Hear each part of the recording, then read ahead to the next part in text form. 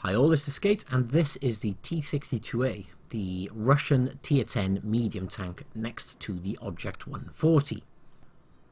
Now, a good few months ago on the channel I made a T-62a versus Object 140 comparative, and then I gave my opinion at the end, which I'd prefer to keep for myself because I didn't see the point in keeping both.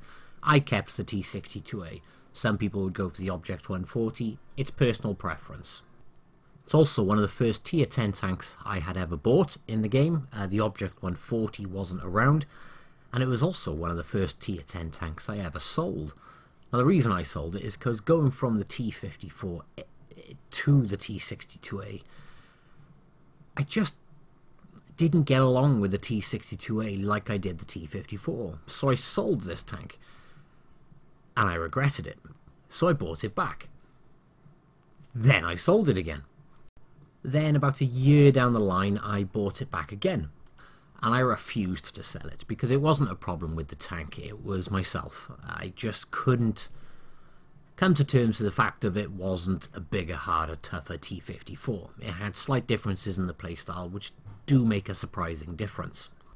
After buying it back, I was a bit more experienced because I'd gone up a couple of other lines and played a lot more games. So I was a lot more accommodating or adjustable in regards to being able to play it and learn to compensate for different things, learn to adjust your playstyle. And once I got used to it, it's actually a very powerful tank. Like I said, it was just me as a player when I first got hold of this thing. I was very new to the game. I just couldn't adjust and play it correctly. So my stats were appalling when I first bought it. Now they're better. I've had to obviously work to get them back, but obviously that's just natural progression. As you play a tank more, you improve more, and so on and so forth. It's now a tank I would never sell, which is kind of why I'm making a video about it now. Mediums, especially Russian mediums, have been hit with nerf bat after nerf bat after nerf bat, and it caused uproar and outrage. So often I've seen people say, you can't play this tank anymore. It's not competitive. I still think it's very competitive, and I still think it's a very good tank, even though it has been nerfed quite substantially in some aspects. The turret was pretty much impossible to penetrate. Now there are patches on it which you can penetrate, however it's still very bouncy. And obviously we had the penetration nerfs to all the mediums. And then we had the heat damage amount being nerfed. And there was a lot of outcry about that. It's naturally so as well, I will say, in some aspects. But it doesn't make it a bad tank just because you can't spam heat through the front of an IS-7 all day long. And it is still playable. And it is still enjoyable. I took it out this week, and I really enjoyed playing it this week. Sometimes I'm just not in the mood. I'd rather take a Leo, stay up on a ridgeline, and go circle and flank all day long while using the 105 and the amazing gun depression.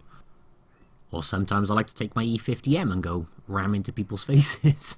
Other times though, it's just I quite fancy taking out my T-62a. And this week was one of those weeks. So I've played a couple of games in my T-62a, and I thought, you know what the hey.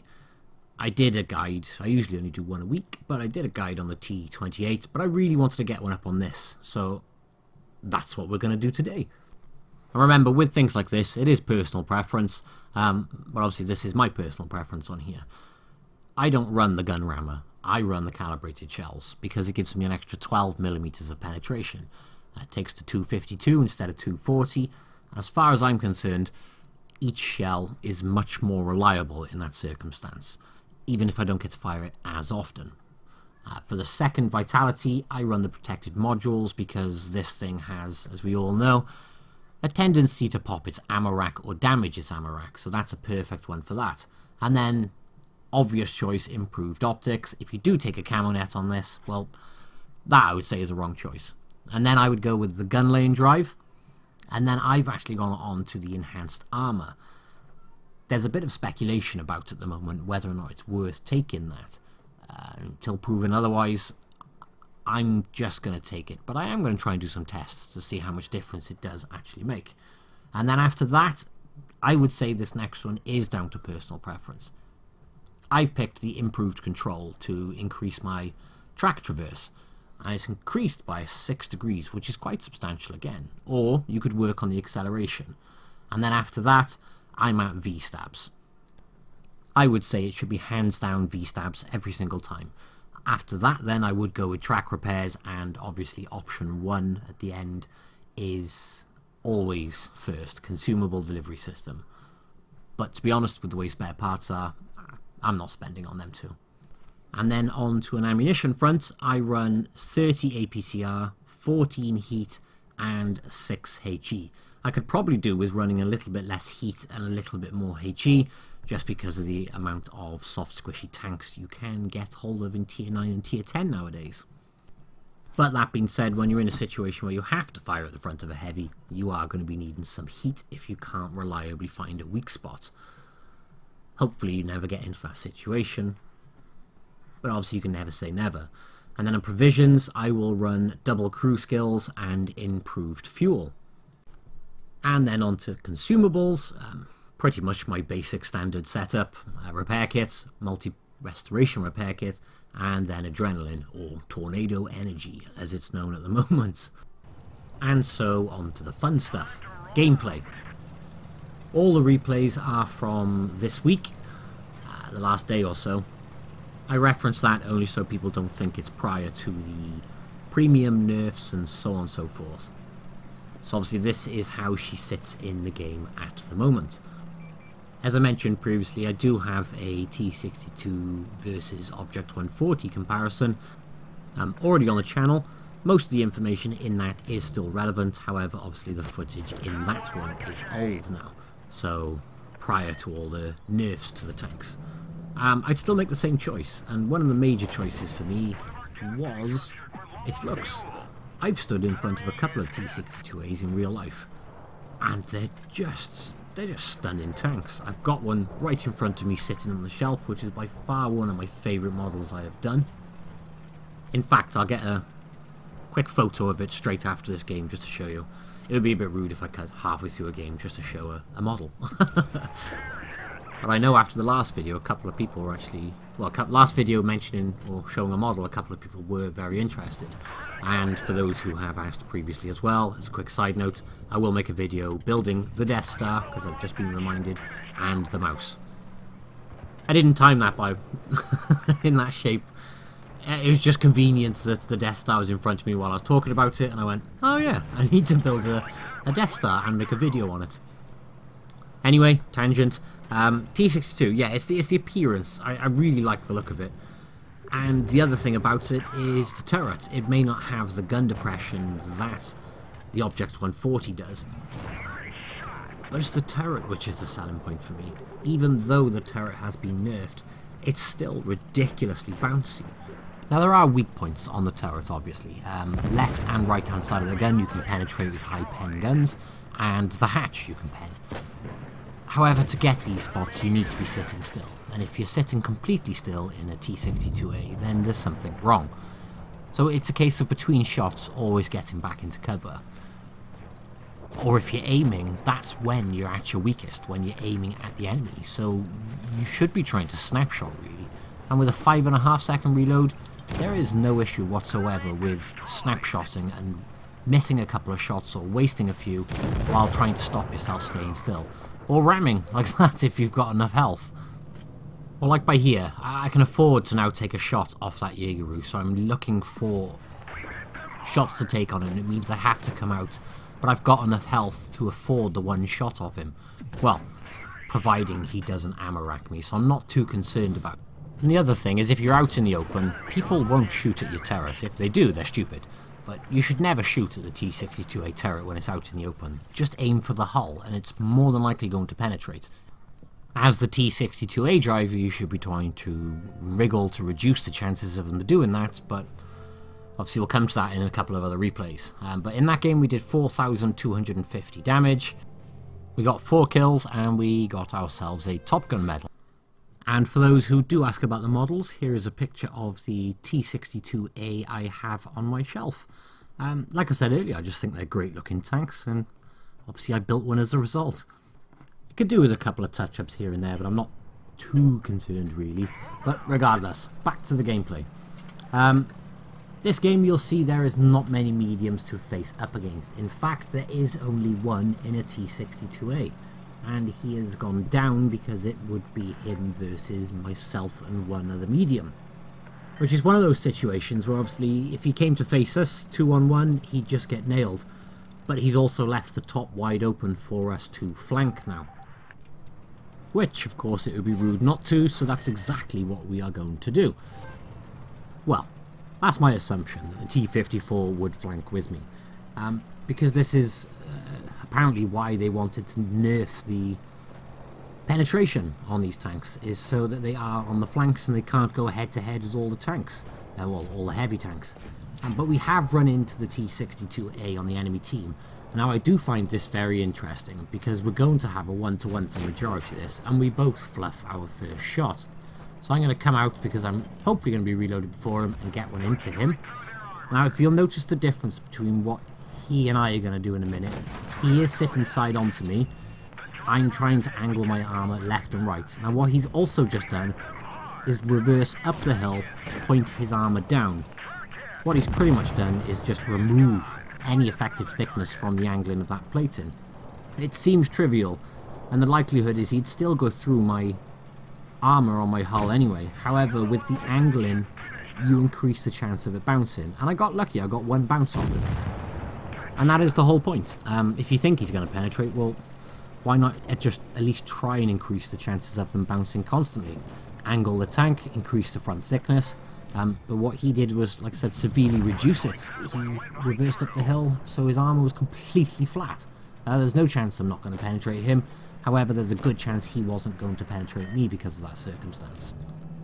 Now, obviously, we capped C at the start, and the team has just caught A, and the Reds are trying to catch B at the moment.